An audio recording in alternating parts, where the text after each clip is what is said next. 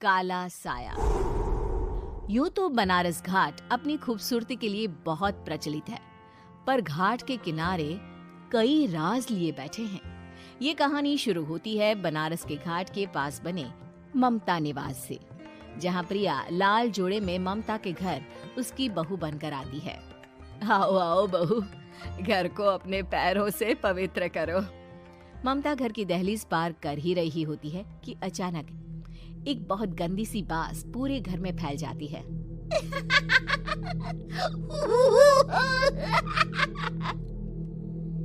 ये बदबू और ये आवाजें, ये कौन हंस रहा है माँ?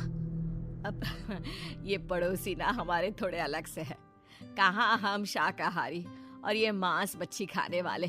छोड़, तू ध्यान मत दे और गृह प्रवेश कर। और हाँ बहू, अपनी सास की एक बात हमेशा याद रखना, इन पड़ोसियों से तो कभी बात नहीं करेगी। अच्छे लोग नहीं है ये। अपनी सास की ये बात मानेगी ना बेटा? हाँ माँ, जो आपकी मर्जी, मैं उनसे बात नहीं करूंगी। अगले दिन प्रिया अपनी पहली रसोई बनाने रसोई घर में जाती है। ये छोकी बात तो नाक में जा रही है। एक काम करती हूँ, खिड़की खोल देती हूँ। प्रिया खिड़की खोलने जाती है। इतने जाले, लगता है इस खिड़की को कभी खोला ही नहीं गया। पर ऐसा क्यों? ओह, नॉन वेज की स्मेल आती होगी ना। 2 मिनट के लिए खोल लेती हूँ, फिर बंद कर दूंगी। प्रिया खिड़की खोलती है। खिड़की खोलते ही उसकी नजर सामने वाले घर की खिड़की पर पड़ती है, जहाँ एक लड़की खड़ी होती है। हाथों में मेहंदी, लाल रंग की साड़ी, बिल्कुल सजी धजी, मानो प्रिया की तरह ही वो भी नई नवेली बहू हो। वो प्रिया को देखकर मुस्कुराती है। हे भगवान, माँ ने तो इनसे बात करने को मना किया था। प्रिया फौरन ही खिड़की बंद कर देती है और तवे पर चढ़े रोटी की ओर देखने लगती है, पर वहाँ रोटी न होकर मछली पड़ी होती है। ये क्या? पहली ही रसोई में इतनी बड़ी गलती! हे भगवान, अब मैं क्या करूं?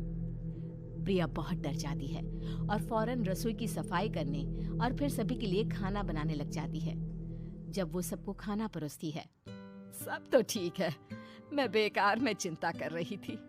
हे भगवान, ऐसे ही बस अपनी कृपा बनाए रखना। रात के वक्त जब सब सो रहे होते हैं, तब प्रिया को पायल की आवाज सुनाई देती है, जिससे उसकी आंख खुल जाती है। ये पायल की आवाज कहाँ से आ रही है? प्रिया उठकर उस आवाज के पीछे छत की सीढ़ियों तक जाती है। तभी उसे बच्चे के रोने की आवाज आती है। प्रिया छत पर जाती है तो क्या देखती है? वही लाल साड़ी वाली लड़की अपनी गोद में एक नवजात बच्चे को घुमा घुमा कर सुला रही है। तभी प्रिया की नजर उसके पेट पर पड़ती है। ओह गॉड, ये तो प्रेग्नेंट भी है। सुनिए, बच्चा सो नहीं रहा है क्या? मैं कुछ मदद करूं? नहीं नहीं, आपके घर वालों को अच्छा नहीं लगेगा, मैं संभाल लूंगी। स्नेहा की गोद से बच्चा हाथ मारकर प्रिया की गोद में आने को छटपटाने लगता है। दोनों घर अगल बगल में बने होने के कारण प्रिया उस बच्चे को गोद में ले लेती है। प्रिया के पास आते ही वो सो जाता है। बच्चे का वो स्पर्श रात भर प्रिया भूल नहीं पाती और अगली सुबह वो छत पर कपड़े सुखा रही होती है। तभी उसे एक औरत इशारा करके बुलाती है। स्नेहा कह रही थी बाबू तुम्हारी गोद में आते ही सो गया। मैं गौरी, स्नेहा की माँ हूँ। बहू, घर आना, बाबू को खिला भी लेना। शाम को जब घर पर कोई नहीं रहता, बच्चे से मिलने के लिए प्रिया छिपकर अपनी पड़ोसन के घर चली जाती है और कुछ देर बच्चे को खिलाकर वापस लौट आती है। इसके कुछ दिन बाद ही प्रिया को पता चलता है कि वो माँ बनने वाली है। ममता की खुशी का ठिकाना नहीं रहता।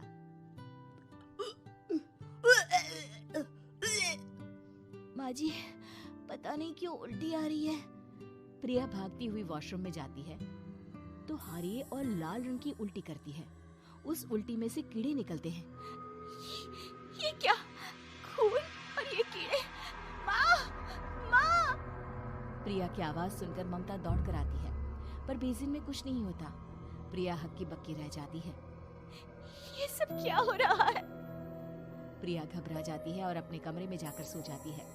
डर के कारण वो इतनी थक जाती है कि उसकी आंख लग जाती है। तब उसे ऐसा लगता है उसके पेट पर मानो कोई बैठा हुआ हो। कौन हो? प्रिया के पेट पर एक 5 महीने की बच्ची बैठी हुई थी, जो बुरी तरह जली हुई थी। माँ, तुम ही मुझे लाई ना अपने पेट में। मैं तुम्हारी माँ नहीं हूँ।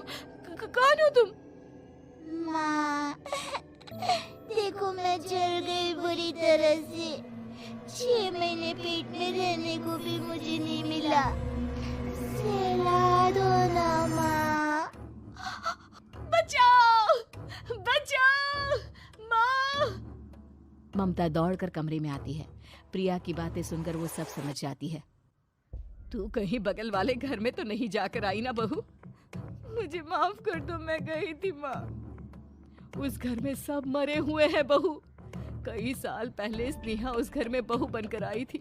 कुछ ही दिन में वो एक बच्चे को जन्म देने वाली थी। पूरा घर बच्चे के आने की खुशी में खोया था कि एक दिन अचानक उस घर में आग लग गई। सब बुरी तरह जलकर मर गए। गौरी आज भी दादी बनने का इंतजार कर रही है और इसीलिए स्नेहा ने अपना अजन्मा बच्चा तुम्हारी कोख में डाल दिया। ममता ये कह रही होती है कि पीछे से उसके पैरों को एक बच्चा पकड़ लेता है। दादी, दादी। माँ, स्नेहा की गोद में यही बच्चा था। ये बच्चा कौन है फिर? तेरी मौत है। तेरी भी दादी। जिस चीज का ममता को डर था वही हो गया। ममता निवास के ऊपर मौत ने चादर बिछा दी थी। प्रिया का पेट ऐसे बढ़ जाता है मानो 9 महीने का हो। 2 हाथ उसके पेट से बाहर निकलते हैं। बहू, संतोष को फोन कर, किसी पंडित जी को बुला बहू। प्रिया का पति भागता हुआ घर आता है। ये तो होना ही था माँ। तेरा पाप तेरे सामने आ गया तो तू सह नहीं पा रही है।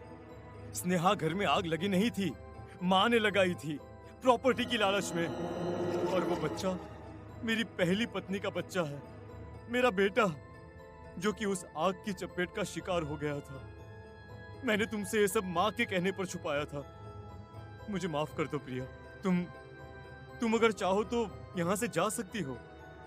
मैं तुम्हें किसी भी बंधन में रखना नहीं चाहता। मेरी शादी हुई है आपसे, मैं आपको छोड़ नहीं सकती, पर उससे पहले हमें स्नेहा, उसकी माँ और बच्चे की आत्मा की शांति करवानी होगी। संतोष और ममता गौरी के घर जाते हैं। अंदर सब कुछ जला हुआ होता है। जमीन पर जली हुई लाशें बिखरी हुई थी।